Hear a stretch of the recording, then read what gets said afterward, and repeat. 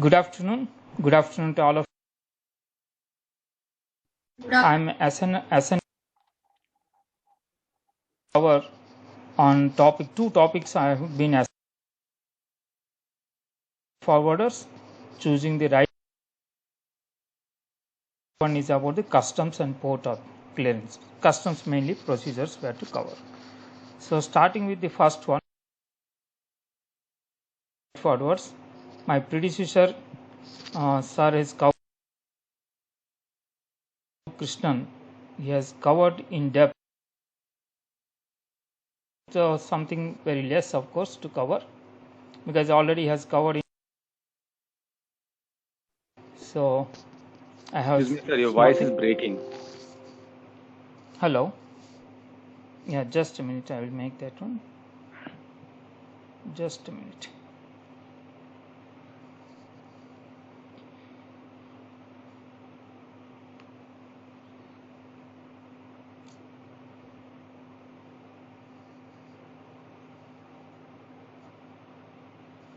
Just a minute. I'm making adjustment.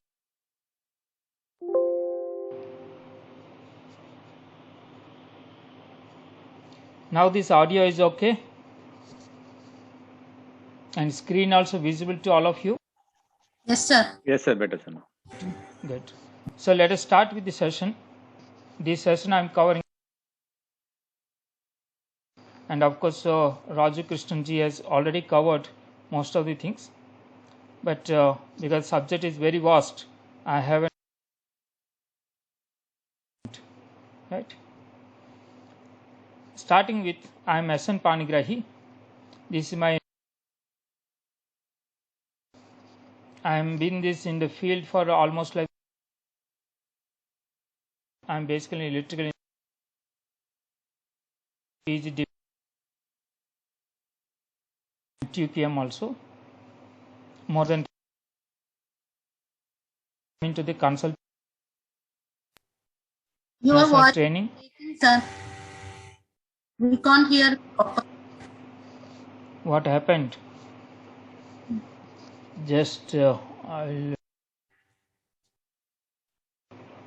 certain times.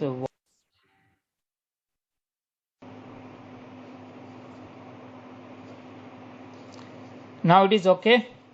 I am little okay. I am audible.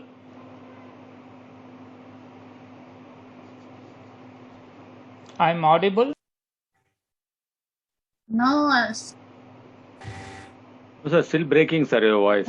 On and off, on and off. Yeah. But from my side, it is okay. In fact, I am every day. In fact, of Wi-Fi maybe. So let us make a.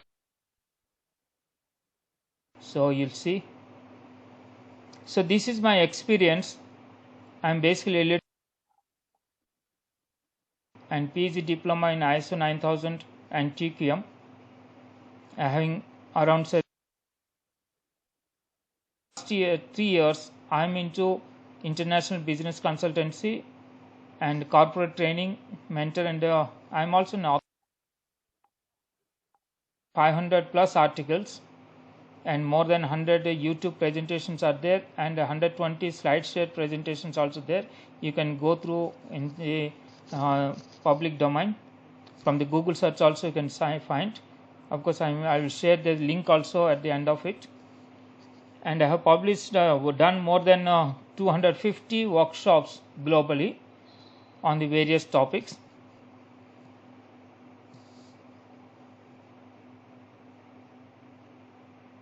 And first, before starting with the subject, we will, because it is a export logistics part.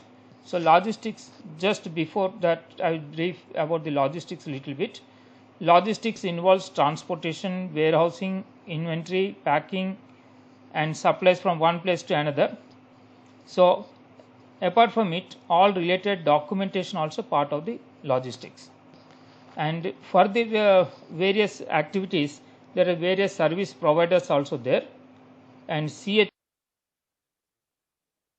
forwarders also some of the service providers, right?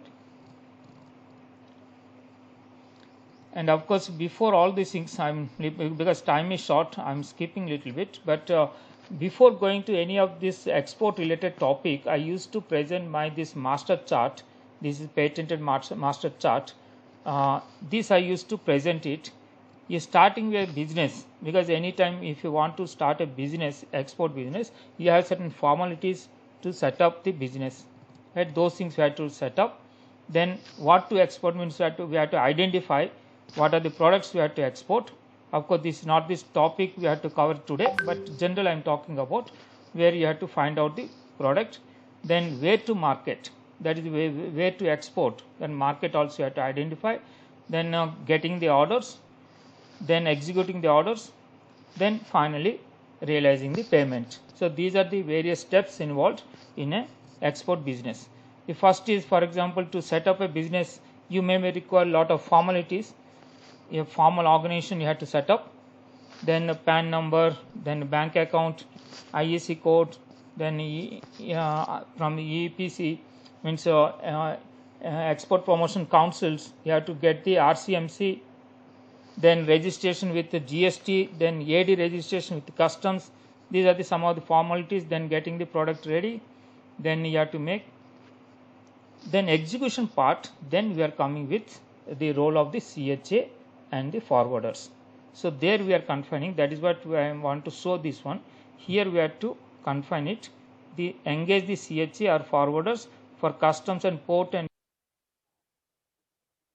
so this is the part we are discussing now in this entire transactions, right? So Incoterms also briefly I had to mention about. Of course, somebody else must have covered, because whenever we are talking about this logistics or the CHA roles or forwarders, Incoterms also plays an important aspect. So Incoterms you have to understand. Of course, somebody must have covered, but I don't know who has covered, but you must have knowing. And this is a 3-letter acronym, and it is universally adopted at the same interpretation, same meaning. And some of the aspects just 2 slides I will show you. That is very important for point of view of understanding.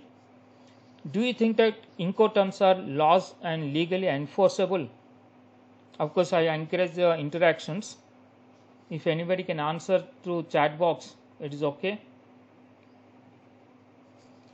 Incoterms, do you think that these are the laws or enforceable by law?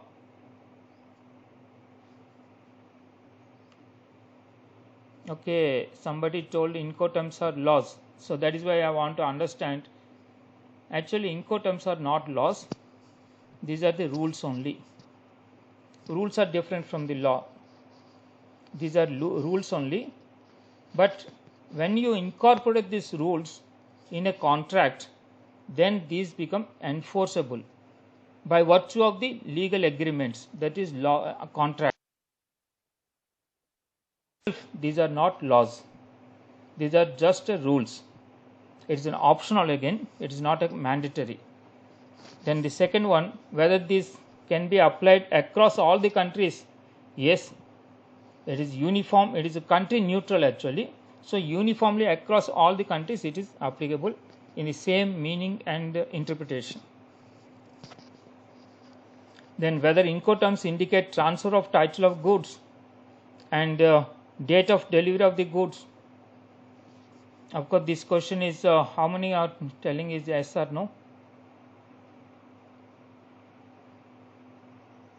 Yes, tell me. Let us be interactive, because not a big subject. These basics you are supposed to understand also whenever you are coming to this session. We are supposed to these things, because based on that many other aspects also we discuss about this the different agents and service providers roles also we discuss based on these factors. Okay, it is not a title of goods. It is also don't determine the date of supply, date of delivery, and whether insurance contract itself is not an insurance contract. it doesn't tells about what is the insurance A part of it, but it definitely covers about the way you selected one of the Incoterm, whether it is insurance is covered in the scope of the supplier or not, that determines. But itself, and whether Incoterms mention when the goods leave the seller's place, no, it never tells when it leaves the seller's place or when it reaches the buyer's place. That is also it don't tell. Then some other things, Incoterms, whether it covers about anything about the payment terms. For the payment terms also it doesn't cover, because payment terms separately covered in the contract. What type of payment, what type of negotiation you have made, the prices and the credits and financing, all these things separately covered in the contract, but not under the Incoterm. Similarly, whether Incoterms specify any of the documents required, of course the document specific requirement in any of the customs clearance or any transactions it doesn't talks about. And similarly, whether Incoterms address liability for the failure to provide the goods, means any of the failures happens either in quality terms or any damage happens, whether it covers about the liabilities, whether it is quality of the product or any of the liability like warranties, or it don't cover about the disputes resolutions or the breach of contract at its remedies or force majeure clause. These doesn't cover under the Incoterm. Then whether Incoterms cover the quality of the goods, no, it doesn't cover the quality of the goods also. Whether Incoterms cover the type of packing and storage, that is also don't cover. And do you think the Incoterms covers the price of the goods? No. So these are in basic you have to understand about the Incoterms. Based on that, of course, based on the Incoterms only, our engagement of the freight forwarders also means right. Means if it is a CIF, of course we don't want to engage ourselves as a supplier or exporter. Suppose CIF means we have to engage. Suppose it's XWorks for example, or it's a FOB for example. FOB also the buyer may arrange the shipping line, and accordingly he makes a nomination of that. So it is not our role as an exporter. XWorks, of course, it is not our role. So like that, based on the Incoterms, the role of the engaging the freight forwarders also depends. So that is why briefly I have covered this about the Incoterms. But Incoterms is a very large subject, very important. Many of the risks can be eliminated through Incoterms. So better understanding of the Incoterms is very essential. And one of my YouTube as well as in a slide share, the Incoterms 2020 is covered. So go through that, have a better understanding of the responsibilities, because basically Incoterms talks about three aspects. One is the obligation, then about the cost and the risk. Who is obligated to make the arrangements about the means various responsibilities like packing, loading, unloading, or these arranging the vessel or the carrier. All those things depends upon the type of Incoterm you have selected, right? And it of course on mutual agreement you have to get into. And similarly about the cost, up to which point the costs are borne by the supplier, and after that who has to bear, means that is the buyer. These also been mentioned in the Incoterm. Similarly about the risk, where the risk means based on the delivery, the risk also depends up to which point the risk is covered by the supplier, and other part of it who has to bear, that is means by the buyer. So these three aspects covers under the Incoterm. Accordingly your documentation also depends, your arrangements also depends, right?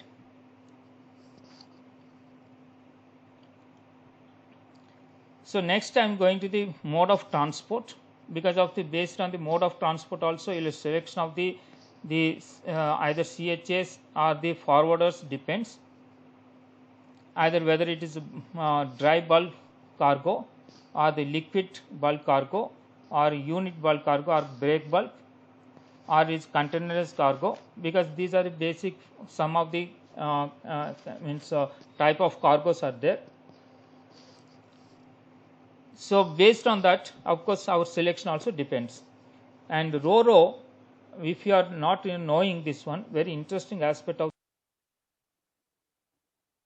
and India also we have started in Gujarat. It was started, Narendra Modi ji in 2017 he has inaugurated this RoRo. In next slide I will show you. Small brief, we will go to the run the video. So enjoy the video, because subject is already like CHS and freight forwarders my predecessors covered little bit. So I want to show something different to make you enjoy the subject. Let us see the RoRo. RoRo means roll on roll off ferry service. In Gujarat it started from the Bhavnagar to Bhuj. This distance originally it is by road is 360 kilometers, but this distance is now reduced to only 31 kilometers through that sea route under the RoRo arrangement. So it is faster, cheaper, and it is also minimizing the road congestion. But unfortunately, due to corona and all things, the services are now stopped. It is not now operational. But let us see this video.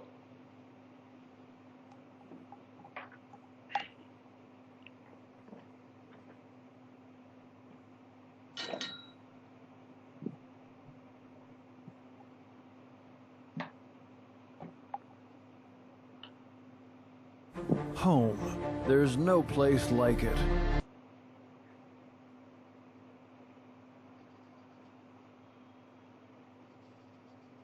Just Follow me, Nick Offerman, as I take you on a journey through the history.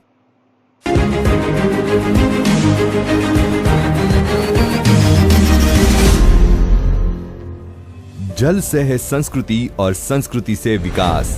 Hazira Ghogha ropax फेरी बदलेगी इतिहास। गुजरात में सूरत और सौराष्ट्र के संबंध काफी सालों से घनिष्ठ है। सौराष्ट्र के करीब 20 लाख लोगों ने अपने घर, जमीन, परिवार से दूर रहकर सूरत में अपनी व्यावसायिक प्रगति की खोज की है। इसी खोज में वतन से दूरी कम ना हो, इसलिए हमारे देश के विजनरी प्रधानमंत्री श्री नरेंद्र मोदी जी के विजन की बदौलत अब सौराष्ट्र और सूरत जुड़ने जा रहे हैं जल मार्ग से, रोपेक्स फेरी सर्विस से।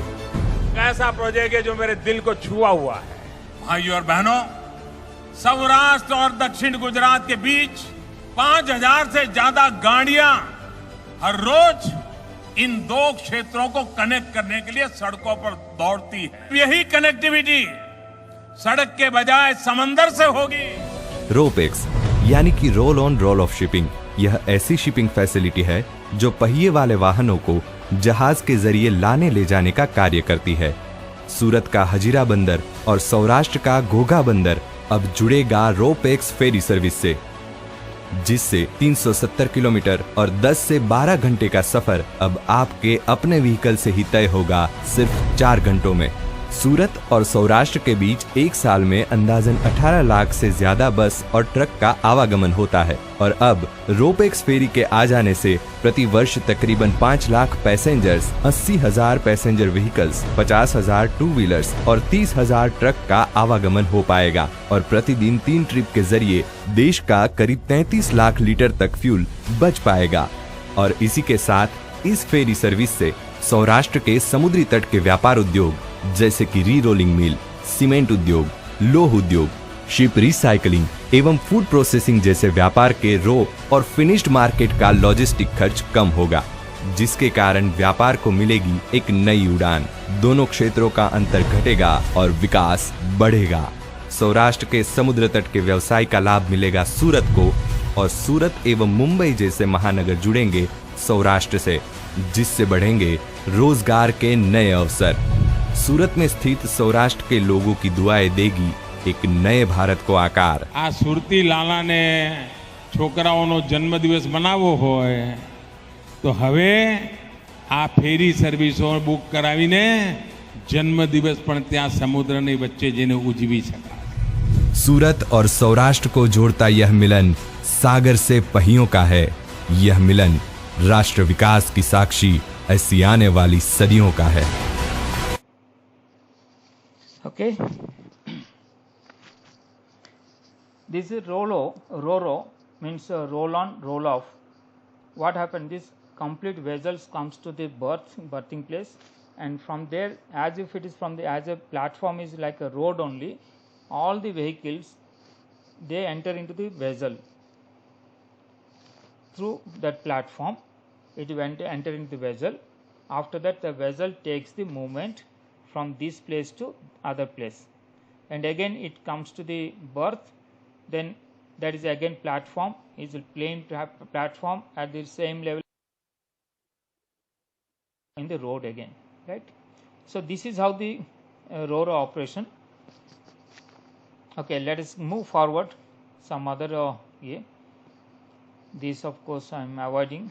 With your logistics decisions depends upon various factors. One is on value and volume. What type of value product or jewelries are there, high value items, then you can't simply by send by ship or by road or something. Some precautions must be taken. Even the air is preferred there because faster delivery is very essential, rather than your price wise you have to reduce. The other one is about the location, where that location of your cargo is there.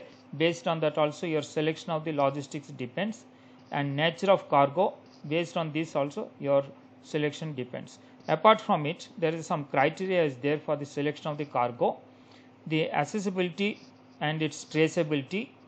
Nowadays when the vehicle is on the road, you can trace it out. Now all the shipping lines, they have now introduced the tracing platform. So when your means that shipment is make the movement, then you can trace it out where it is, when it is reaching, all these details also you can know it. So that is what very important aspect in the logistics. Earlier we are unable to trace it out. It is like God's mercy. Once you are exported, we don't know when it is reaching or where it is now. That positions we don't know, but now because of the technology we are able to trace it out. And the reliability and authenticity also very important factor. Based on that all your selection depends. Then flexibility and its suitability to your requirement, that logistics model you can adopt. For example, you want to door delivery in your street or something like a gully. It may not be possible if you want a road by rail or by ship or by air. It has to be transported by road. It has to reach to your doorstep. So such things, that flexibility also, based on that you have to adopt the mode of transport. Certain times mixed mode of transport, that is called multimodal transportation, means various transportation mixed up. For example, sea as well as a road, or the road and rail, or rail and rail, air, like that many of the combinations you can make it. So that is called multimodal transportation system.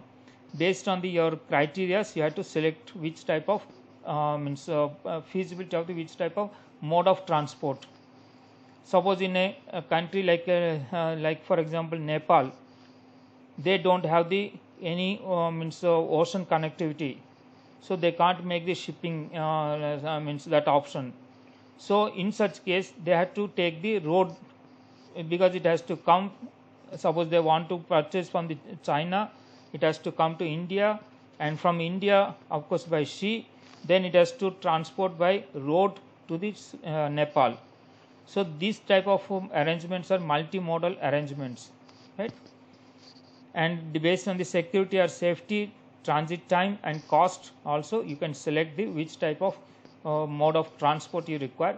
The transport modes are like railways, seaways, then airways, railways, road, pipelines, conveyors. These are the various modes of transport you can select accordingly.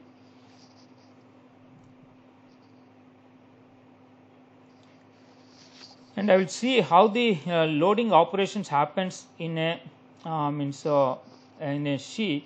So just I want to show some videos, you can enjoy it.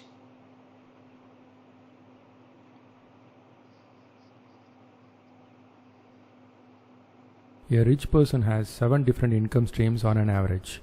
Were they all working in 7 different jobs? No, definitely.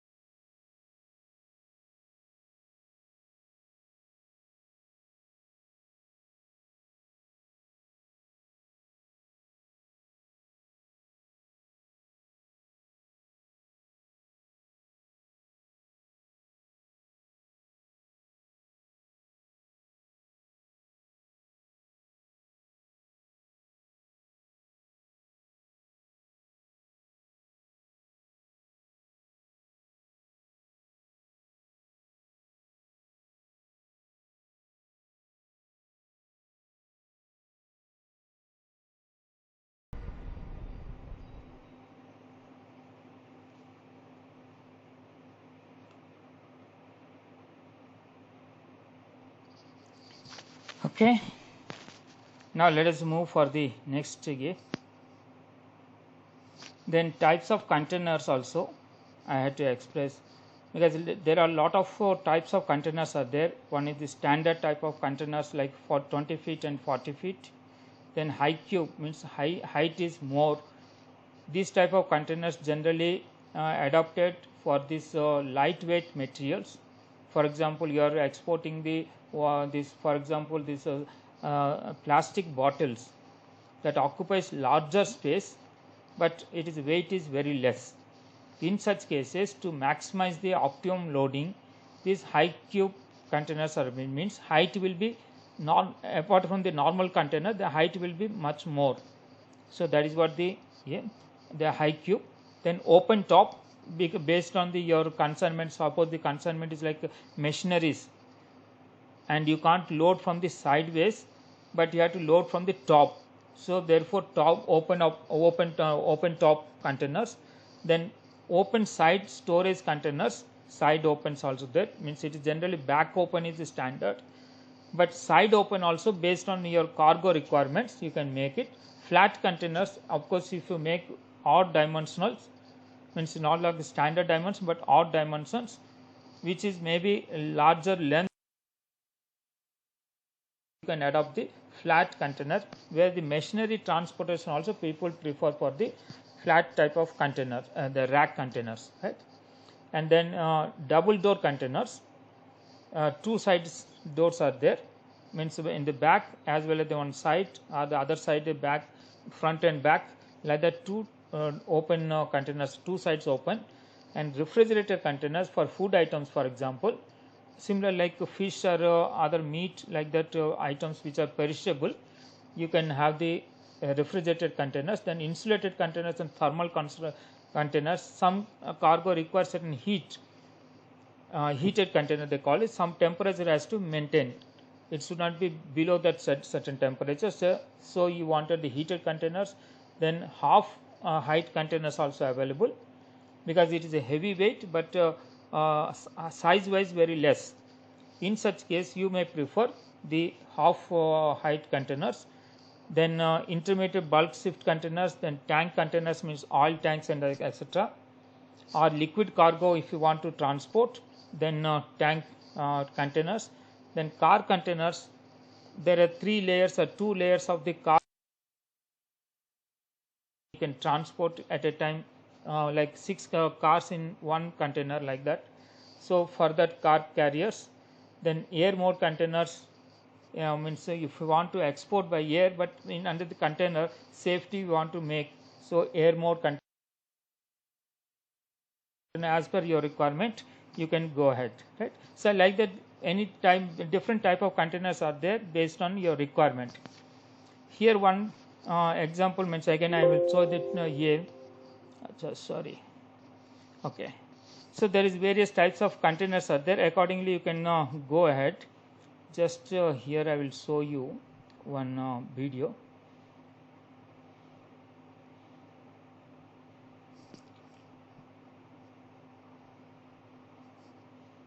Just a video I will show you.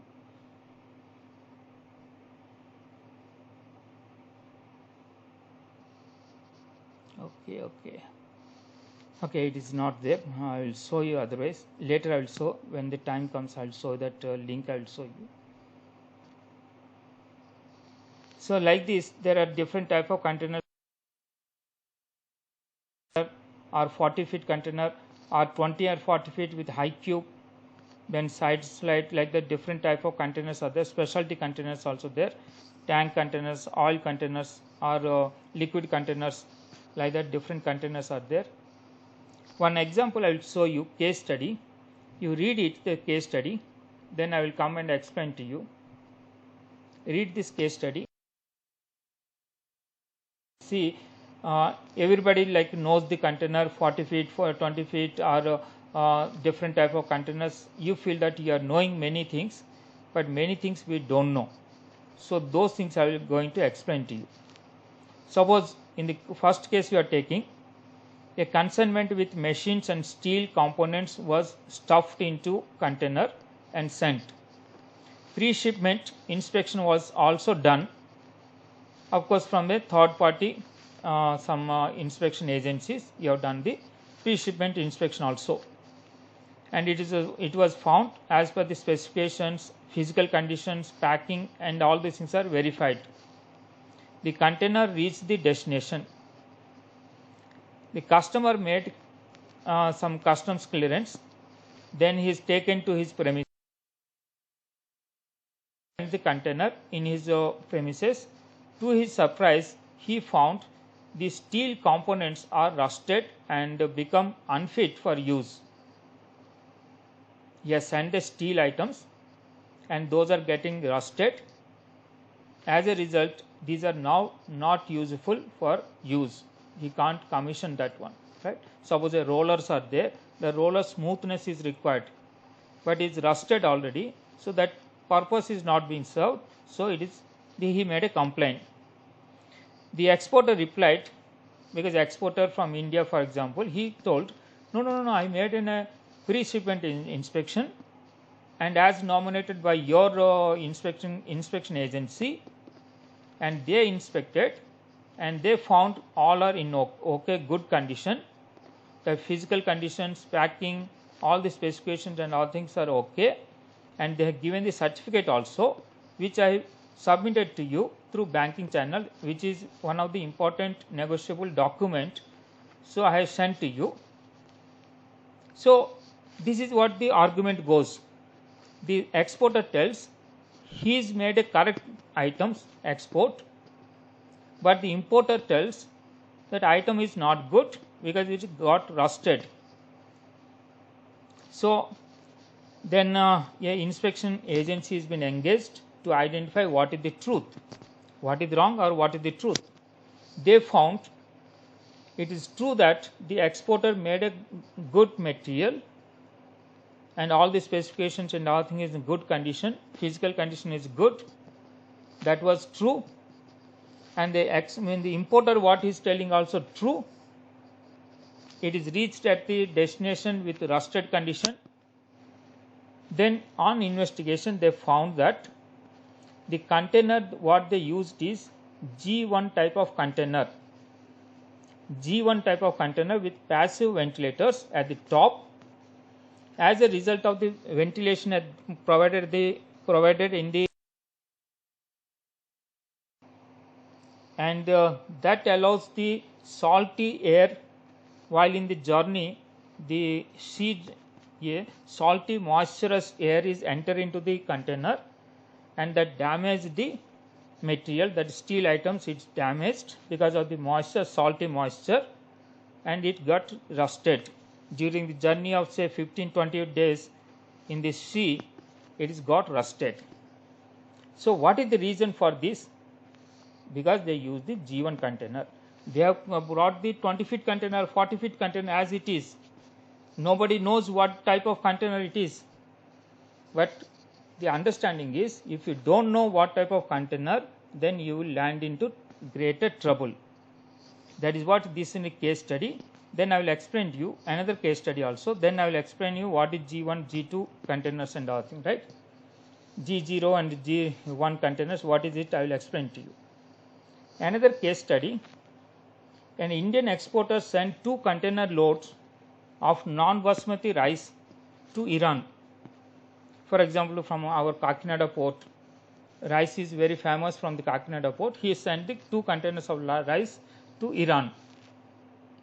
The consignment of one of the container was rejected, but other one is accepted. One container they rejected because there are pests and insects are there. That is what was rejected.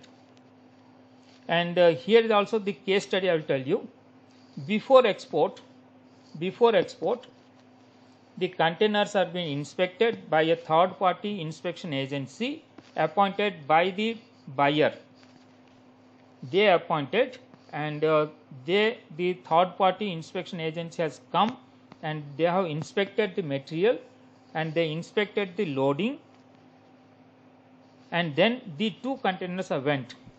The 2 containers, the material, the rice is from the same lot, and both are good condition at the time of loading. Both containers went. One container got rejected because of the pests and insects. The other one is accepted. Then it is to surprise how it is happened.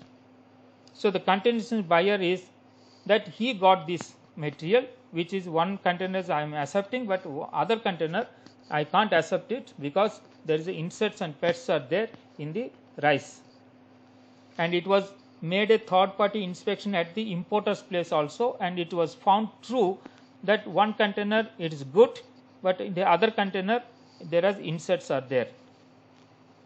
Now on the investigation both parties are true, the exporter also true.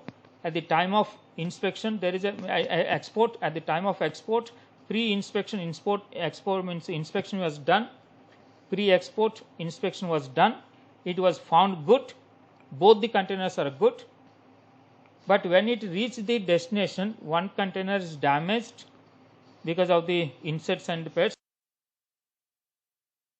The same lot of the material from the same lot, both the rice from the same lot is exported. On investigation it is found that one of the container they used G1 type of container, the other one is G0 type of container. What is this difference? G1 container having the ventilator at the top of the container, G0 doesn't have the ventilator. Because the G0 there is no ventilator, because of the various temperature conditions and within the container itself there is a moist humidity environment is developed. Because of the moisture and because of this means moisture, there is inserts which are then already there, means some items already inserts are there, dormant insert we call it. In air also dormant inserts are there, bacteria is there, but they may not affect everybody. But what happened, this dormant the insects inside the container of the G1 type of container where there is no ventilator, because of the moisture they germinated, and after the germination it become a lot of insects and pests are developed, and that was it reached at the that destination, that was got rejected. The other container where the ventilation is there, so that moisture is not developed within the container, that free airflow is there, and because of that that container is not affected. So these two different aspects happen because of the selection of the container. So selection of the container is very important, not just 40 feet 20 feet like that, but you have to select the right type of container. What is that? I will tell you now. You see in the container back side, of course these things you may not studied anywhere, that you have to understand properly with container, with the experience and all thing you have to understand. Okay. Of course my subject is about the CHA selection and the freight forwarders, but while you are selecting you should have a knowledge to get the right type of container, not any container you wanted. So in container business means at the back side of container certain informations are being provided. One, for example, the container number. This is the container number, right? This is the owner's details, and this is the number. So this is the container number, and check number, another check digit is there. Check digit type of what type of container and all thing it indicates. Then ISO code. In the ISO code, these letters are very important in ISO code to understand. There are the 4 letters are there. Here see, for example, the container number, this is the container number, this owner's details, then container number is given, check count is given. The other one is about this, I will tell you about the this ISO code. This is an ISO code.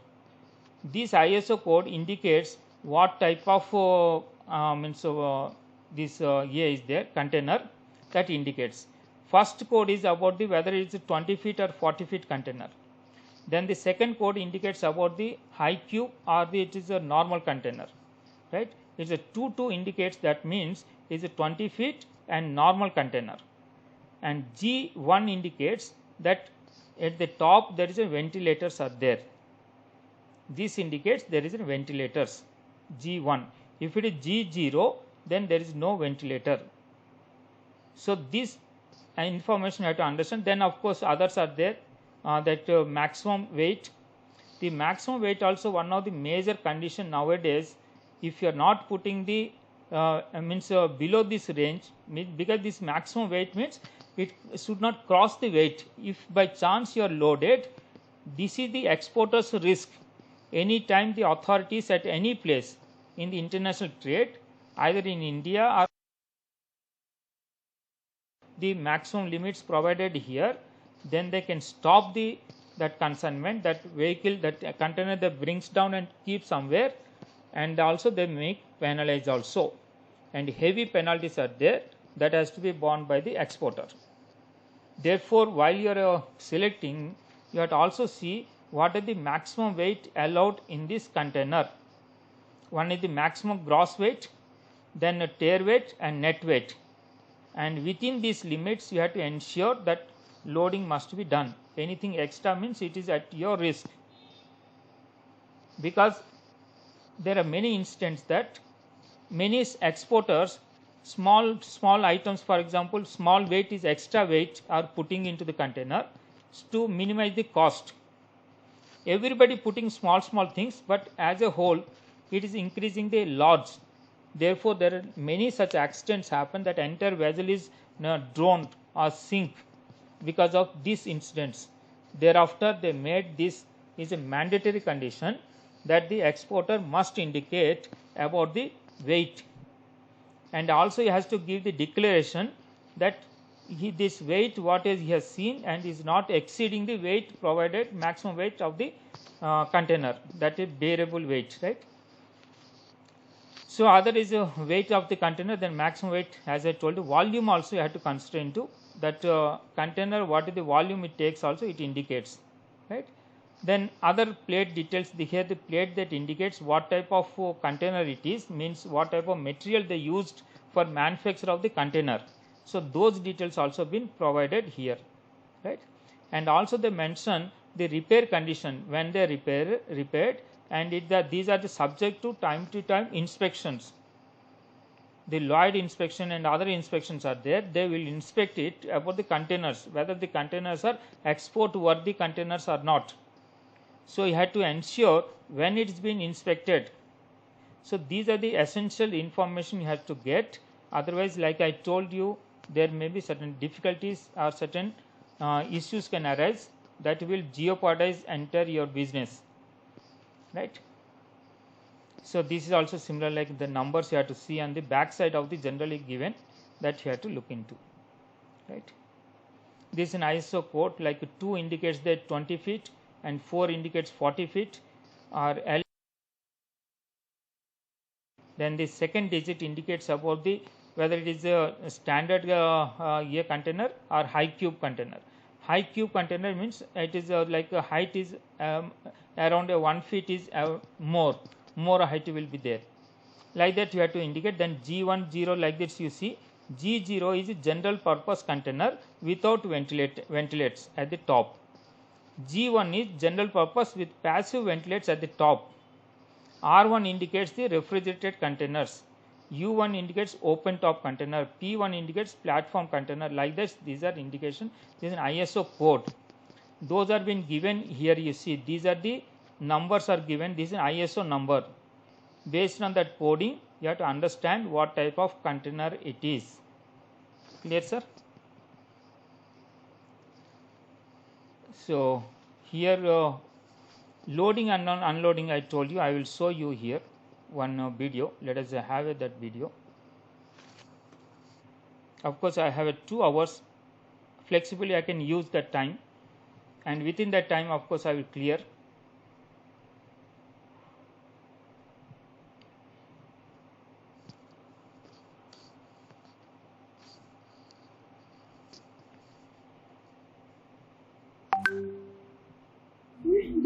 मेरी बच्ची को बचाने में मेरी मदद कीजिए please, जिंदगी भर आपको दुआ दूंगी, मेरी बच्ची को बचा ली. Sorry.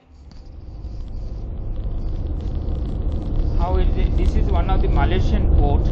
Okay guys, welcome to the docks of Malaysia.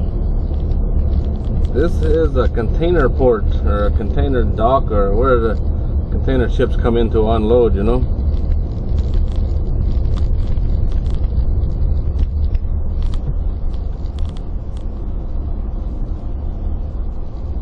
Sunday morning.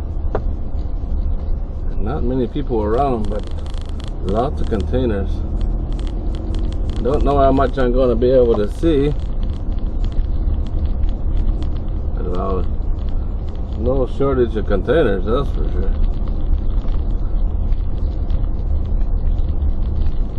Be nice to see them unloading one of the boats, one of the ships.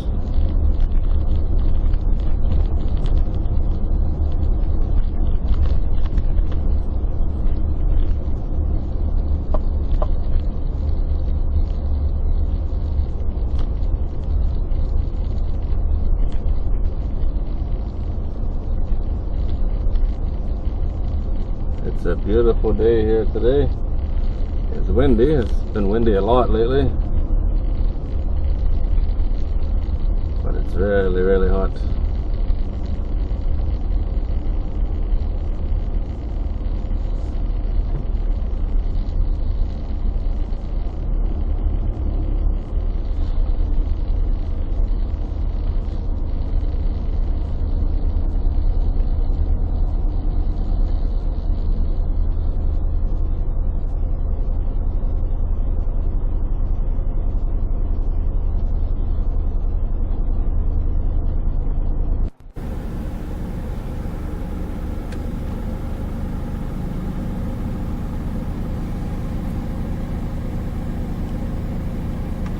They're loading this one. There's the crane. Let's see how this works. Why is the truck not moved over?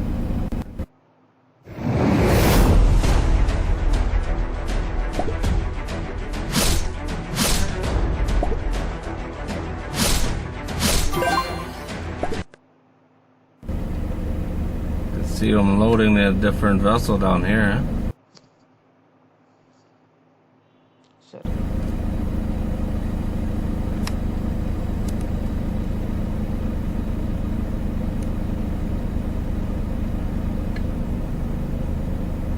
There comes our container.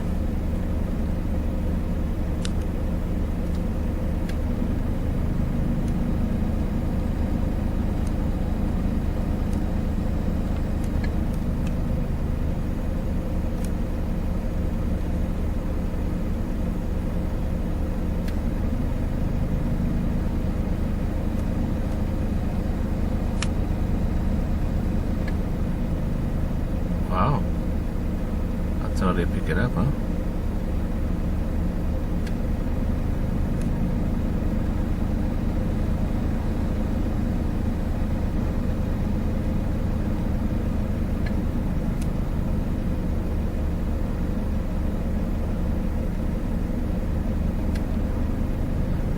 This happens much faster in the movies.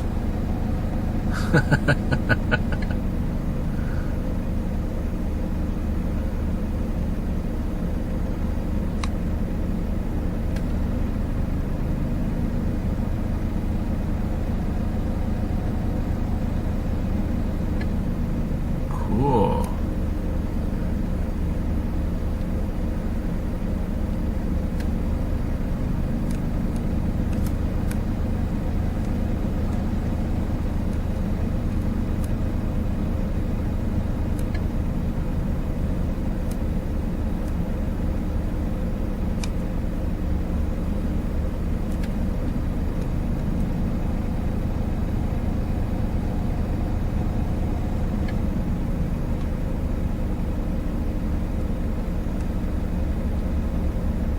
And there's the next truck ready to go. And they do this all day, every day.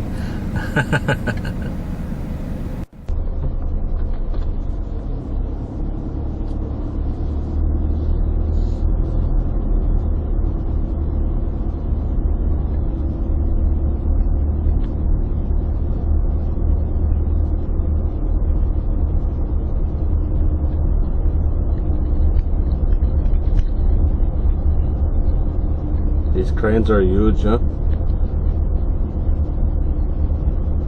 Absolutely huge.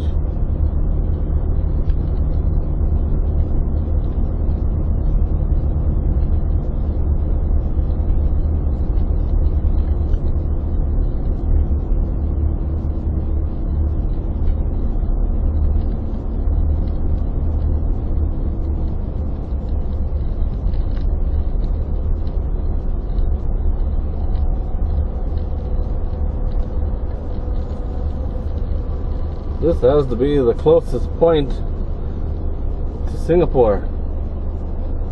Right here. That's Singapore right there. And they look to be building their own port. We'll do a suspicious looking donut here. See if security shows up.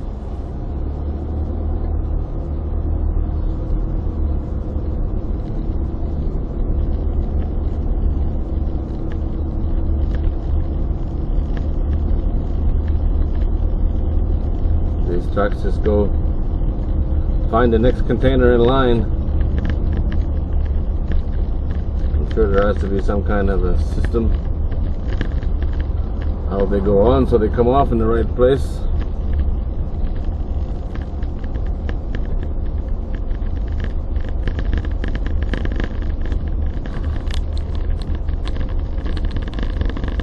Can't believe this entire thing is, this entire port area is not paved, it's all bricks. That's a lot of bricks. There's the exit.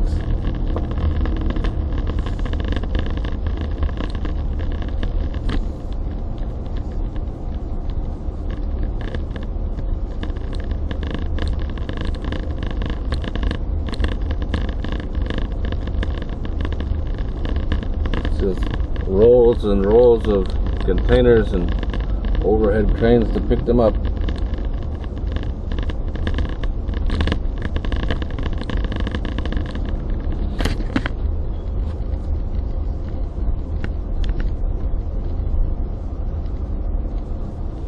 Take a look down here. They're loading a truck down there right now. Loading a few trucks down here right now. Oh, unloading one, loading another one. Never-ending supply of containers. I wonder how many of these containers there are in the world. It's probably billions. Millions wouldn't cover it. Okay, many such videos are there. Okay, let us move forward. So loading, unloading containers, what type of container you have to select, I have discussed. That is very important, what type of containers. Otherwise, certain times you make lot of effort to make the shipments, but the consignments gets rejected and you will burn your fingers. The proper containers, right? And these type of containers, coding and all thing, many CHS and shipping, this first the forwarders, they also may not be knowing. You have to rightly engage the right knowledgeable CHS and the freight forwarders. Otherwise, the risk is yours. They can easily skip out, telling that you are not informed what type of container is required, right? And this is one of these things about the disaster. What happened, that YouTube is there, but I am skipping it because of lack of time. You can't cover everything, but some I have shown. This is also very important. And 10 largest shipping companies in the world. Like the first one is APM Marks Line, and of course the APM Marks Line, in a recent survey, MSC is overtook this Marks Line with a recent this year's survey. It is done, but it is last year's it's made. This is how this year. Then these are the various shipping lines: APM Marks Line, MSC, then Costco, CMA, CGM, like that. All the container, these shipping lines are there. These are the leading shipping lines. And port also depends on the port capacity, generally measured in terms of what is the capacity to handle the 20 feet container. That is what they may convert into 20 feet equivalent units, TEU. TEU means 20 feet equivalent unit. Based on that, they make the measurement of the capacity of the port. Port capacity or handling capacity of the port is measured in TEU. And these are the largest ports in the world. seaports, starting with the Shanghai. Of course, China is very leading in this shipping line business, and first you see all those things are 5 are from the China only. All these are Chinese only, right?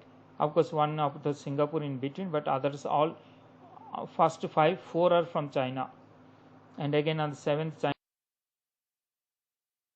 China, like you see lot of companies from China. These are the measured as per the TEU, right? Just some of the terminologies I am telling to you to make you understand about the shipping business or shipping line and all thing. Then these are the this supporting, like many of the supporting your service providers. Just a minute. The servicing service providers, just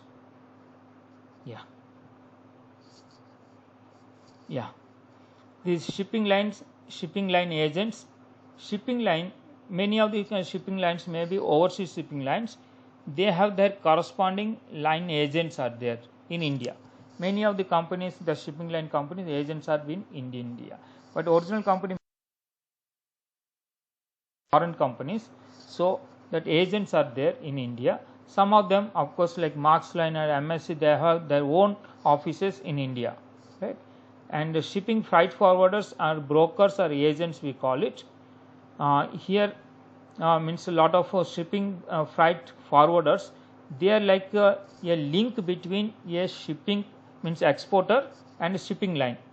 Shipping line directly may not quote in certain times, small volumes. For example, if you want a 2 container, may not be interested because they are looking into larger volumes, and if they give the quote also very high quote. But the freight forwarders who are the means engaged on with the shipping line, various shipping lines on contractual agreement over the volume, 2 years like that, they get into the agreements. Therefore, they will get the better access and they give the better prices also to you. So that is why the forwarders, they are also very knowledgeable in this field, and they know about what type of containers or what type of cargo, which type of container you have to select.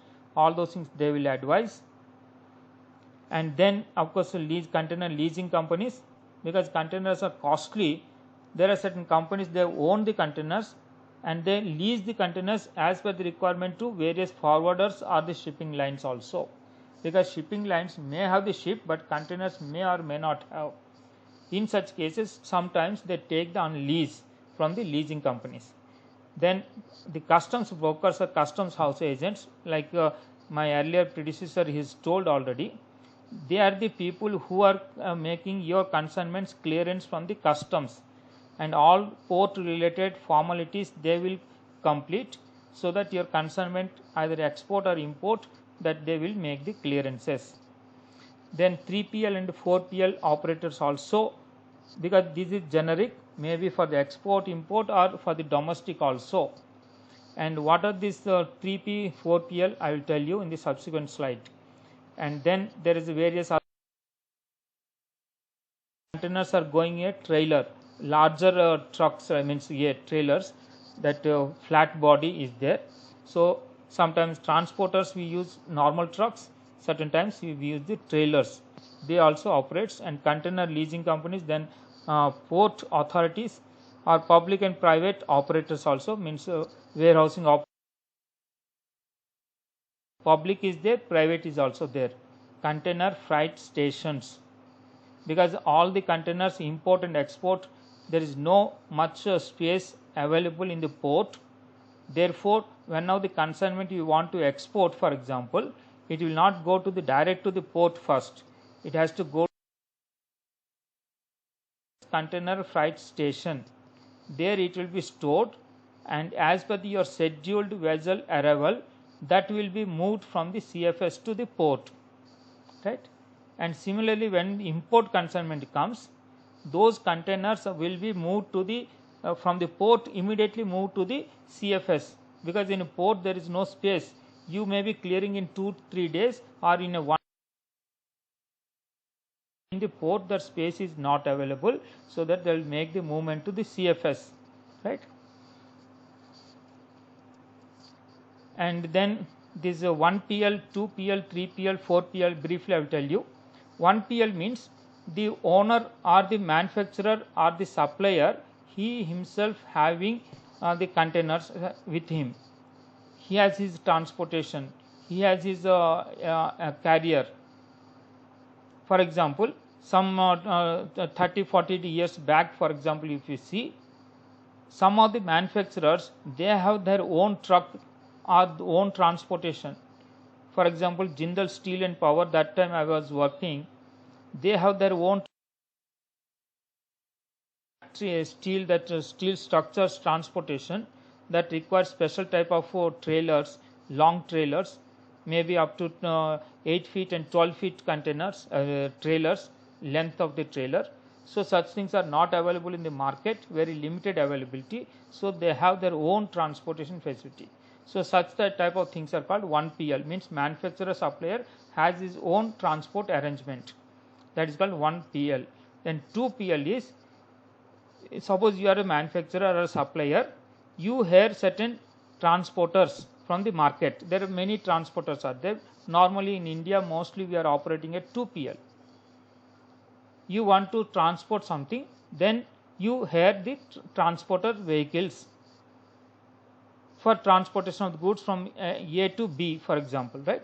Such things are called 2PL. Then 3PL is not only they are providing this transport service, but apart from it, they are providing many other services also, like distribution, like warehousing, or terminal operations, or other means customers requirement or data analysis or other informations also they are providing to you, cargo tracking and tracing and right selection of the transporters or where. In the 3PL means above the 2PL means better service facilities, including transportation, in not only transportation but warehousing and your packing, repacking, for example, leveling, loading, unloading, like many type of activities they will do. Not only this, they also provide the proper data which is required, for example, sales data, which are consignments are moving to their customer, which are consignment you are receiving, all these details also they will provide. The data analysis also they do it. So those are called 4PL, 3PL. Then 4PL is further integration into your system, including your manufacturing planning, customer dispatch or distribution planning, means inward and outward supplies, and your production means running of this production scheduling. Also they will plan, and accordingly they will advise. All the data and other information they will keep, and it's like completely outsourcing of your logistics division, means entire logistics activities they will do it on your behalf. You need not employ your own employees, they will do their own. So with a larger higher type, they will do the better than you yourself handle, right. So those are called 4PL. Then of course the freight forwarding services, there is, for example, export haulage, means transportation from your place to the some warehouse or some like CFS or some other place, they will make the movement. Before export, that movement also certain times required. So that is called export haulage. Then export customs clearance. Customs clearance means like port formalities and customs clearance also they can do. And origin handling, unloading, unloading, inspection or booking, all these things, documentation also they can do. Similarly, at the import customs clearance also these freight forwarders used to do, because they have the network connectivity with various agents. They have the association not only in India but abroad with various agents. So in foreign countries also they have the associates, so that foreign country, that importing country, that customs clearance also they can arrange, and destination handling also they do, cargo movements. Then haulage, that importing country haulage also they do. This broadly about the freight forwarders role, right. and of course I am skipping these things, just the theoretical part. Of course you know what all these things that they can do and all thing. And similarly, how to select freight forwards is the important aspect based on their experience, because everybody can't do everything. The freight forwards also, there are certain expertise. Some people are experts in agricultural products, for example. Some are experts in engineering products.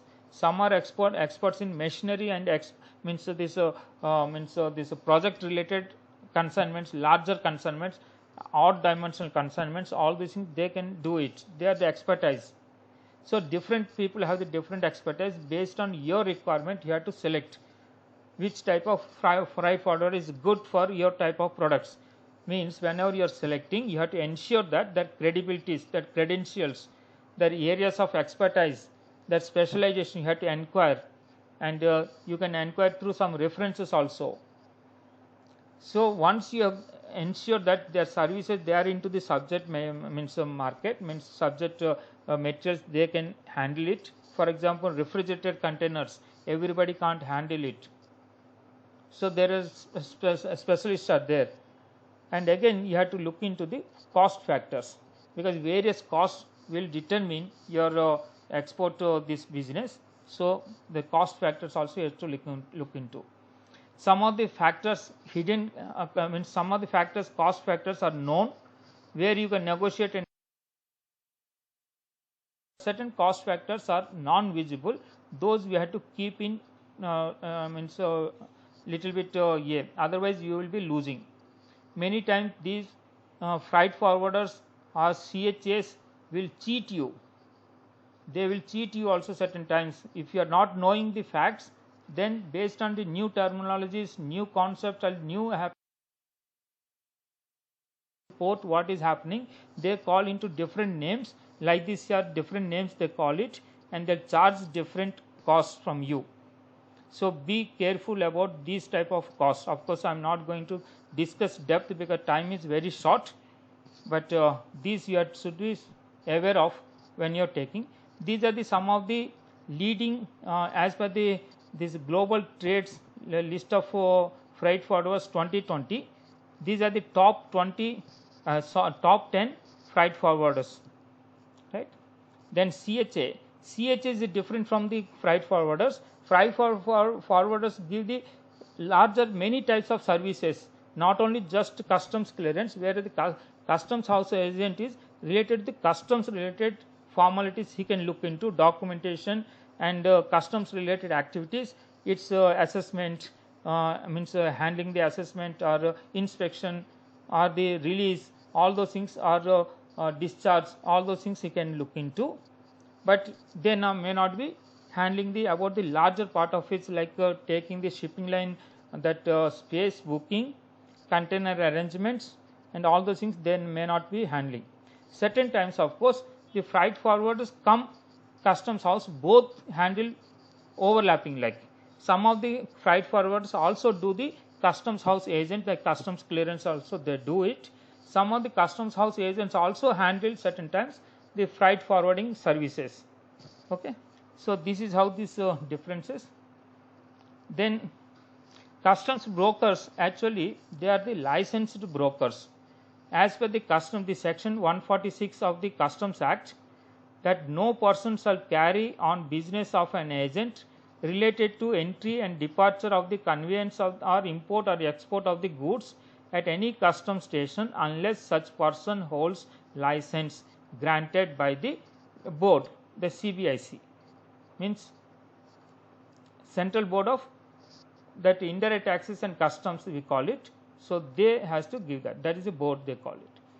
And as per the notification, this is notification, they have made the new regulations for the issue of the customs broker license. There an exam is there, that exam you have to pass, certain qualifications are there.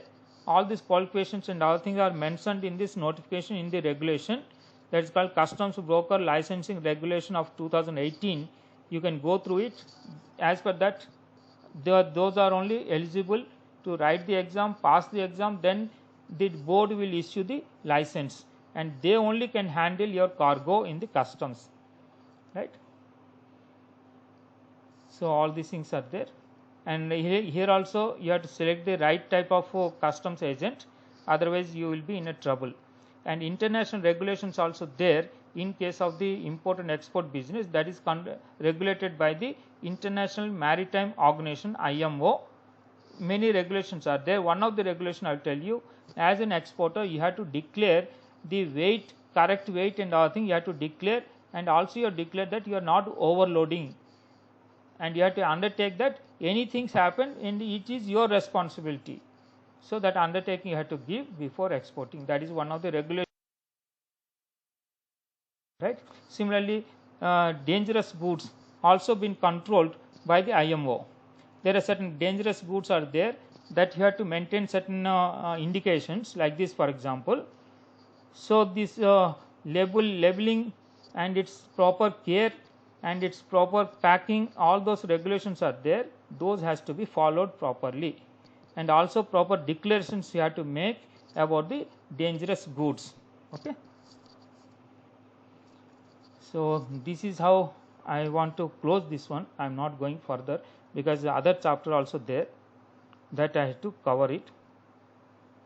This is about the customs. Next for some 30 minutes is there. I have to fast clear because Srikanth ji is given to me a time deadline. It should not cross 5 o'clock. So what are the best, I will try to clear it, right. Now I am coming to the role of the customs and shipping and clearance, and this is of course my profile. Customs Act, because the customs, when you are talking, there is an act is there based on the Customs Act 1962 we have to follow, right. Earlier there was other acts over there before this 1962, those are all been merged into this Customs Act. Earlier these three are there: C Customs Act 1878, then Inland Bonded Warehousing Act 1896, and C Customs Act this 1878. These are the previous one. So all those are subsumed into the new Customs Act, that is 1962 onwards there. And basic this purpose of this one, as per the Constitutional Act, that Article 245, this Parliament means the the legislation is there when constitutional provisions are provided to make the laws by the Parliament, so that legislation can be put into, means act can be done. That is an authority given to the Parliament, because central act. So Parliament only has an authority to legislate the provisions as per the customs provisions, right. So accordingly Customs Act was promulgated, right. And that in the Customs Act, of course, there are, these are the levies. Talking about levy because we are talking about import and export. Basically it talks first about the customs duty, for example. This section 12 talks about the levy of the duties, and section 14 talks about the valuation of the goods, the valuation part. This schedule 1 of the Customs Tariff Act. Customs Act is 1962, but Customs Tariff Act, another act is there. Under this, the rates will be declared. What are the rate for against each of the item? What are the rates that is been declared? There is a first schedule that talks about import, and there is second schedule talks about export, right. And these are the Customs Act. 17 chapters are there. These are the different chapters. Then again the customs, that formalities that is, one is about the customs, means this is CBIC, the administrative network. I want to tell you, CBIC means this Central Board of Indirect Taxes and Customs. So here we are talking about indirect taxes and customs. Indirect taxes at present scenario, it is GST, right, and customs is there. And the central excise duties also means, suppose for the oil products, for example, petrol, diesel and crude, all those things, still that previous regime duties are applicable. One of them is central excise. Therefore, in the administrative setup of the CBIC, there are 3 divisions like customs, goods and services, that is a GST, and central excise, this is division. So 3 divisions like, okay. Accordingly, there is a smuggling and administration also, separate authorities are there, separate divisions are there, so they are handling like, okay. And this is how this administrative setup. CBIC, there is a functions, these are the different functions. Generally their function is for the collection of the customs duties or service tax or excise duty, all those things to collect, including at present is GST. And the administrative authority is one of the customs house, another about the GST. There are 2 like commissionerates are there differently, right. In the customs house, that looks after customs and preventive, and commissionerates are there. And central this GST, that is the central GST, and there the central authorities are there, revenue authorities also there. So these are the 4 types of authorities are there: customs house and customs preventive commissionerate, GST and central revenue control laboratory. So these are the 4 departments or authorities are there. And this related the functions, one is the customs collection of duties, and customs law governing import and exports, also baggage and postal articles and all thing also there comes under, and enforcing the prohibitions, restrictions, and preventing the smuggling, and international passenger clearances also they do it. These are the major functions of the customs. And administrative, okay, this I am skipping, and let us move. Then let us move to the, what is the IECE? IECE is the Indian Customs EDI system. Means customs have the complete, almost like completely they have the EDI system. Means electronic data interchange. Means everything is computerized now, and all the connected through a central network that is called Indian Customs EDI system, right. He is now operational at 245 major customs locations. You see 245 locations is there. Almost like 98% of all the custom stations are being connected. Only remotely certain border places, some are there still not connected properly, but their endeavor is there to connect it. And under this ICE gate, there is an ICE gate is there, means Indian Customs Electronic Gateway. This is the interface, this is the entire system, this is the entire system. This ICES is entire system, this EDI system, Indian Customs EDI system, right. Under this there is another interface is there, that is called Indian Customs Electronic Gateway. We call it ICE gate, where we are interacting like an exporter or importer, or on our behalf the CHA, all the filing of entry, all those things are done through this. Also payment of the duties, customs duty and all things are done through interface. This is the interface, this is called ICE gate, okay. And ICE gate is now connected with many other like RBI, then DGFT, and all these things are being connected, right.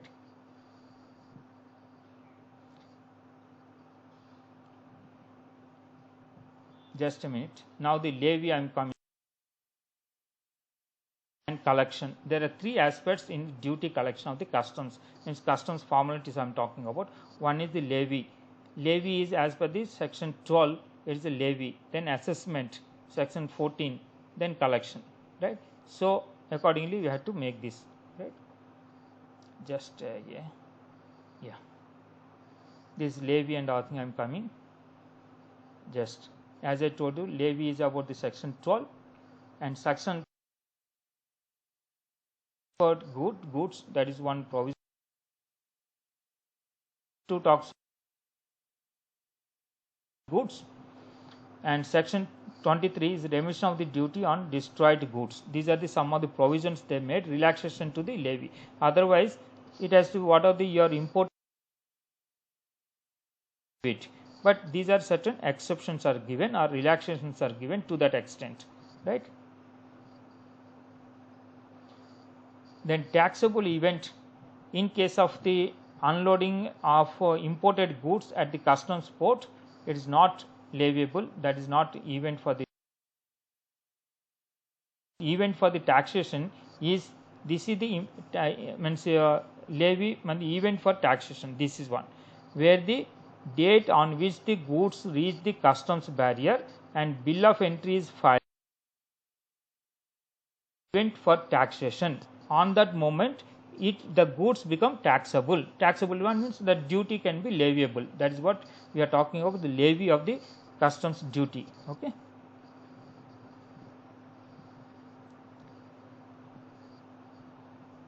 Even for the import, for example, when you have made, and also the consignment is arrived at the customs barrier and is the history, it is not or, it is and, means both had to barrier, that import consignment, and bill of entry also you have filed. That is the event for taxation, right? In case of warehoused goods, of course, warehoused goods immediately you will not pay the clearance, making the clearance for the home consumption, then duty is supposed to be paid, but not at the time of entry into the warehouse. So these are some of these things. Some of the skipping, but time is understand. This is the customs frontier. What is the customs frontier? Then what is the high? For example, this is the land. This is the border line. This is the land border. This side is land border. From the land border, 200 above this 200 nautical miles, it is called as a high sea. 200 nautical miles above means beyond it, it's called, and below, after that means it is called as a exclusive means Indian, this is an exclusive economic zone. Exclusive economic, this area, India has the exploration means exploitation means you can make fishing, for example, all otherwise, because it is your zone up to 200 nautical miles, it is your zone. Here you can do the fishing, also any of the economic activities, also for example oil exploration also, if possible you can do it, because it is your nautical miles means from the border line, there is a land line called Indian Customs Water, means Indian Customs Authority have the authority to seize the consignments or any smuggling or anything happens. They have the authority. Up to this they can, if any consignment for example entered this zone that has been smuggled for example, so those things can be confiscated or seized. Yes, that is the authority. Then 12 nautical miles, this is the commencement of the importer and exporter completion of the export. The export means it is, if it is crossed that one, it is an export. Otherwise, it comes in the Indian territorial water. This is called Indian territorial water. Means 12 nautical miles, up to 12 nautical miles, it is called Indian territorial waters. When that enters, then you have to make the IGM. In case of import, you have to file a IGM, means Import General Manifesto. Import General Manifesto, that IGM, you have to, that shipping line has to file. When the ship is entered this line, and within 48 hours, 48 hours before it is entering this line, the shipping company or shipping line or their agent has to file IGM with the customs, right? Then this is there, then bill of entry has to file. Within 1 day you have to make the clearance of this, otherwise there is a penalties are there, right? So this is how this about the means customs provisions. Okay, customs, this stages, one is the classification of the goods. Whenever they make the assessment, they make the classification. Classification will be made as per the HSN classification. HSN means harmonized system nomenclature. HSN, harmonized system nomenclature. This is uniform across the world up to 6-digit level. Up to 6-digit level. we can go optionally up to 10 digit level. In fact, for example, US, they have adopted up to 10 digit level. India is adopted up to 8 digit level. Therefore, when you are making the shipping, means shipping bill for export, for example, or when you are making the import, for example, for that you are filing the bill of entry, you have to declare the HSN code also you have to declare. In the HSN code, that 8 digit must be there. 8 digit HSN code must be declared. In US it is 10 digit, but India adopted up to 8 digit, right.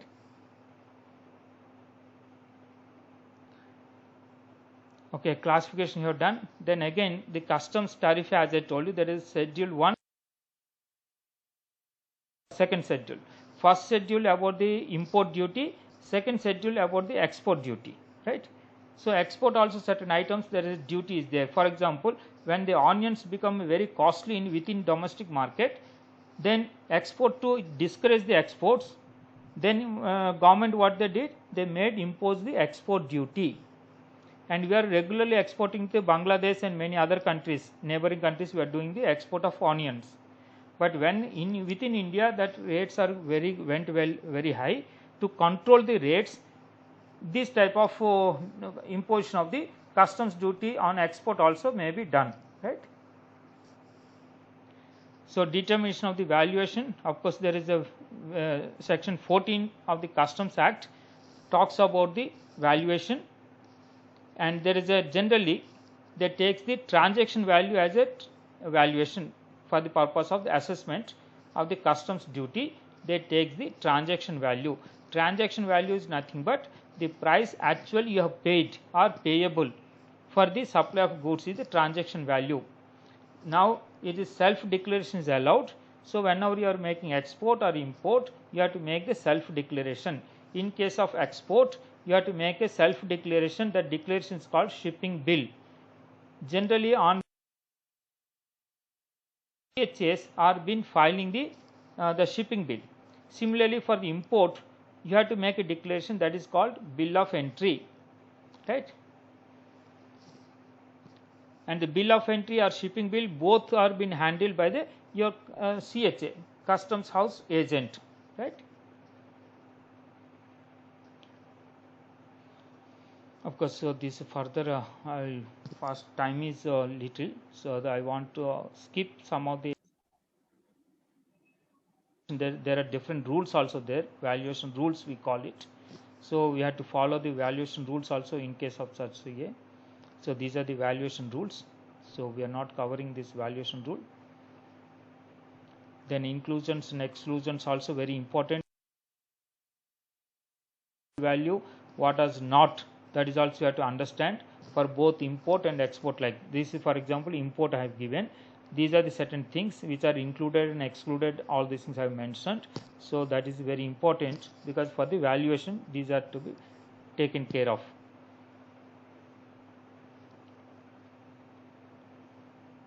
That is what here the section 14.1 talks about. These are all costs has to be added, right, for the valuation. And declarations, as I told you, for import you have to declare the bill of entry under section 46. For export shipping bill you have to declare under section 50, right. And what are the, because the rate of exchange is time to time, means that currency valuations, the values are changing. For example, dollar maybe today $73, 70 rupees, 73 rupees a dollar. Tomorrow it may become 73.50 paisa per dollar. Like that, very for rates and duties also from time to time are changing. How it is applicable? There is a sections are there. For example, section 15.1 talks about for home consumption, the date of bill of entry when you are filing, on that particular date, what are the rate is applicable, the customs duty, the rate is same rate will be applicable. And for example, warehoused goods, at the time of removal of from the warehoused goods, not at the time of entry, but at the time of removal, means that is home consumption bill of entry bill of entry when you have filed, that date will be considered. On that particular date, what the rate is there, that will be considered, right? Similarly, exchange rate.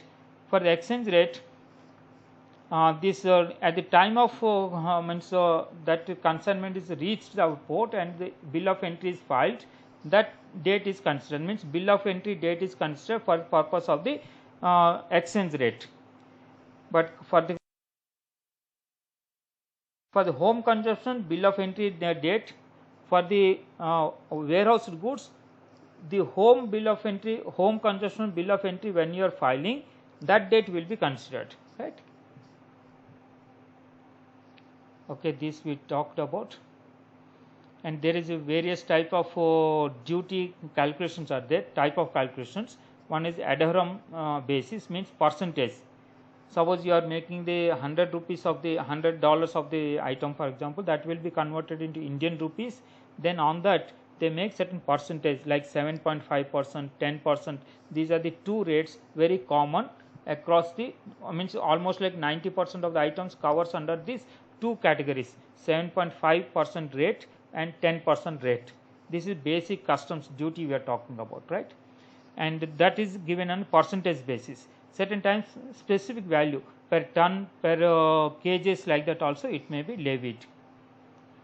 And there is a type of preventive type of there, these things are basic customs duty is one type of duty. Then there is additional customs duty, CVD they call. These are means for the items which are not under the ambit of the GST, like crude petroleum oil or the petrol, diesel, natural gas, all those things comes under this type of duty, right? For GST items, of course, this duty is not applicable. And additional customs duty, then SAD, these also about the which are non-GST items, for that this is applicable, means crude oil, petrol, diesel, then aviation turbine fuel, then natural gas. These are the 5 items. These rates are applicable. For GST items, for example, then basic custom duty plus integrated tax, means IGST will be applicable. Then cess will be applicable. Cess is equivalent to that compensation cess we call it. That is only when you are importing, for example, some luxury items, some automobile items, for example, or some means demerit items you are importing, then these are applicable. This cess is applicable, right? Otherwise, no, right? This apart, there is a social welfare surcharge also applicable. That is a 10% on basic customs duty, right? Then generally when you are importing, import procedure I am talking about, customs procedure, we are following the RMS system. RMS means risk management system. In the risk management system, all import consignments will not be subject to inspection and valuation. Only on random basis, based on certain risk provisions are there. Based on that, the system means I told you there is customs, Indian customs EDI system is there.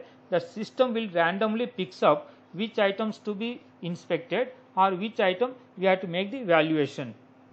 So those are being picked up. Otherwise, all consignments will go on self-assessment. Self-assessment means for export you have to make the self-assessment, that is shipping bill. For import you have to make a self-assessment, that is a bill of entry.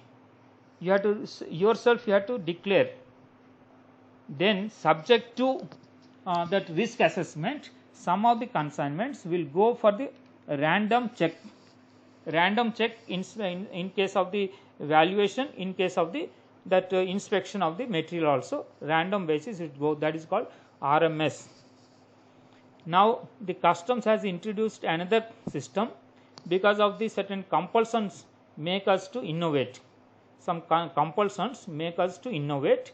The Turant customs is one such because of the COVID situation, and we can't make contact, for example physical contact and movements and all these things are restricted. So so that the customs department brought in a new concept called Turant customs, means faceless, contactless, paperless, like, so that it is a faster clearances, lesser cost, transparent, and also clear accountability also been specified, and professionalism is there. And customs duty, if you want to pay after the assessment, for example, there is no required. Everything faceless you can do. Now the faceless to this Turant customs, one of the provision is, for example, you are making this self-assessment basis, for example, bill of entry. That bill of entry in the same port, it will not be assessed. It will be assessed by somebody else, so that there will not be any bias. So it is very transparent now, right? Everything is done through IceGate. The payment of the duty also you can make through IceGate now, right? Then export and authoring the procedure. Of course, this is the procedure. Of course, time is not there. That is why I am not able to speak each of them, but you can go through it. You have to file a bill of means self-declaration in EDI system, that is called IceGate. In IceGate, you have to file the shipping bill, and then checklist will be generated, and you have to submit the checklist to the system in the customs house, but that is now not required because of the faceless. So this step is now skipped. Then shipping bill number is generated, then goods arrive at the dock, then based on the RMS system, that inspection will be done or assessment will be done, otherwise it will go directly. Then let allow, it is everything is clear now. So after the let export, it goes for the shipping carrier. The shipping lines or the carrier, they takes the goods outside India. So this is how the customs procedure here, right? Then you have the option to make the stuffing in your factory, or you can take the goods to the customs houses or the customs stations like CFS or even ICD also. In Hyderabad, for example, we have a ICD, means it is not a port actually, it is called a dry port. A dry port is almost all similar functions as if it is a port only, right? So customs official will be there. You can file the shipping bill, all the assessments and duty payments, everything will done here itself. Then consignment will move to the port area. From there it will go to the export, right? So for this, these are there. And there is an RFID, there is a new provision also they made. This is an advanced technology adoption, means that RFID means radio frequency identifier. The seals earlier only bottle seals are there. Now the bottle seals attached with a chip. The chip contains the information and data about the what are the consignment, what are the items here we are exporting, and what are the details of the packing, what type of item, the quantity, and what are the shipping bill, and what is the trailer number and the container number. All those things are being fitted into that chip, and that chip is there here, so that it is when the consignment goes to the port, and it automatically recognizes what is these items, what are the contents, what is the shipping bill, what is the invoice, what is the packing list, all the details will be there, so that assessment will be easier without any further inspection. There is a reader, you see here there is a reader. The reader will picks up all the information which is contained in this the bottle. That is RFID chip, right? So based on that it is been done. So this is an advanced sum A. So for this is the procedure you have to follow. And the documentation, of course, somebody must have talked. I am not going to talk much of the documentation, but one thing I want to clearly discuss about. For example, this is a principal document, there is a commercial invoice, or the invoice is there. That invoice we have to, customs invoice or commercial invoice we have to discuss. That invoice, for example, this when you are making export, you have two options. Either you have to make the without payment of tax or with payment of tax. Both are there options.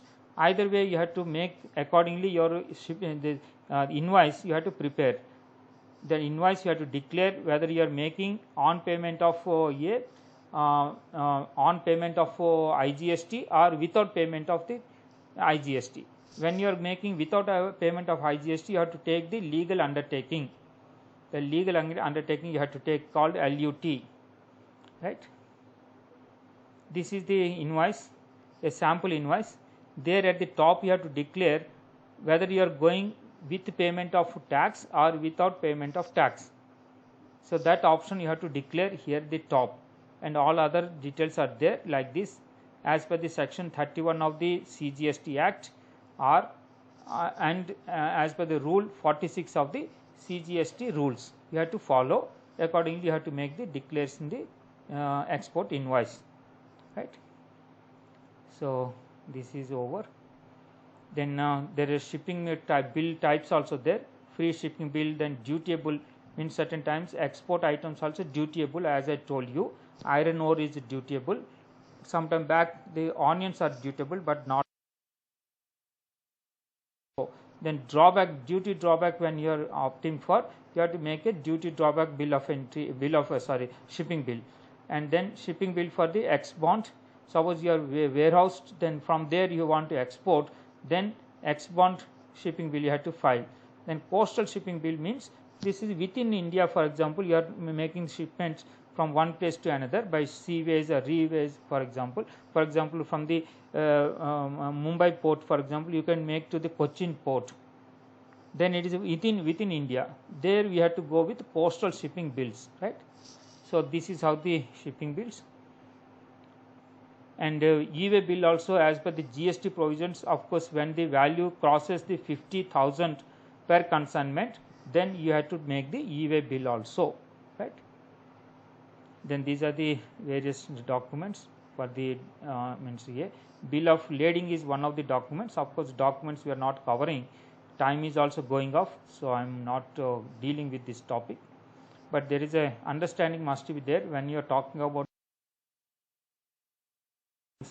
Along with this bill of lading provisions and its understanding also must have, as a exporter or as a means either even CHA also, you must have the knowledge about it. Okay. So with this, of course, I am running off. As I told you, self-assessment for both import and exports. Then import also, import calculation also I supposed to explain you with how to make the calculation of the duty, but because of the shortage of time, I am not able to cover this part of duty calculation. But briefly I will tell you how to make the duty calculation. Faceless I told you already, so I am not going to discuss here. The duty calculation, briefly I will tell you how to you make the duty calculation. Here are the below. This is the duty calculation, how to you make, right. Effective from the 2nd February 2018. This type of duty structure is there. First one, sorry.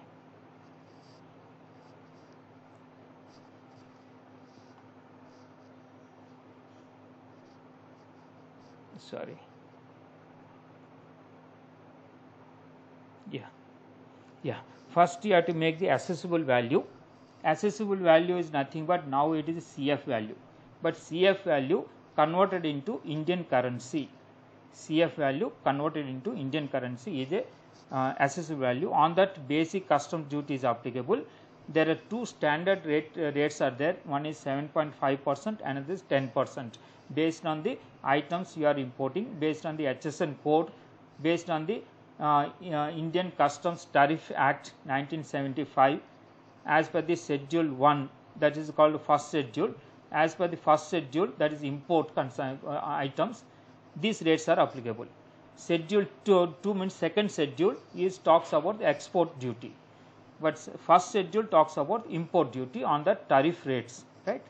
The tariff rates, standard tariffs are 7.5% and 10%. Assume that it is 7.5%. Then there is another tax is called that duty is called social welfare surcharge, is being charged on the basic custom duty, right. And then IGST will be charged on the assessable value plus basic custom duty plus social welfare surcharge. On the three items aggregate, the IGST will be charged. IGST, again there is a variable based on the item to item. There may be certain zero rate, means nil rate, are exempted, or certain times there are 5%, or this 12%, or 18%. Like that, these are the different rate structures are there. So accordingly, the rate will be applicable based on your item. Then total customs duty, out of which, of course, what of the IGST you have paid. If you are a registered means under the GST and eligible for it, if you are eligible, as per the section 16 and 17, you have to consider of this IGST Act. the CGST Act, CGST Act. Accordingly, you can take the that credit, otherwise no. So this is all what about.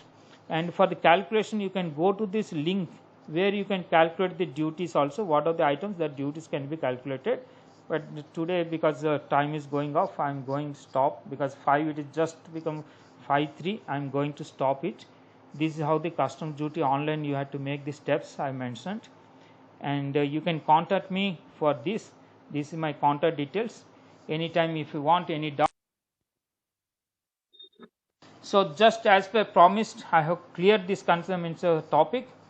Just is become 5:04, but 4 minutes only crossed. Otherwise, in time. No problem, sir. Yeah. No problem. Okay. Okay. Okay. Any doubts are there? Any questions are there? Otherwise, we are going to stop it. And of course, many people are left, I believe. And those who are there, if they want to take a photo, can we take it? Yes, Srikantji? Yes, sir. Yes, sir. Yeah, let us take that photo, because many people are Sir, left. request everyone to switch on to video mode. Yeah, now I am stopping this one. So at the bottom of it, Yes. you must have seen, at the bottom you have the start video. So you can come forward and start video. And of course, after that, if you want any of the doubts and anything else, we can clarify. Otherwise, this is the end of the session. So I am also come forward. So those who are there, please come forward. Let us take a video. Anjana madam, Mudassir and Redmi. I don't know who is Redmi. Yes, madam, you have come. And others who are Sir, my name is Nagabhushan, sir. Yeah, please, if anybody is there, please come forward so that I will take the photo.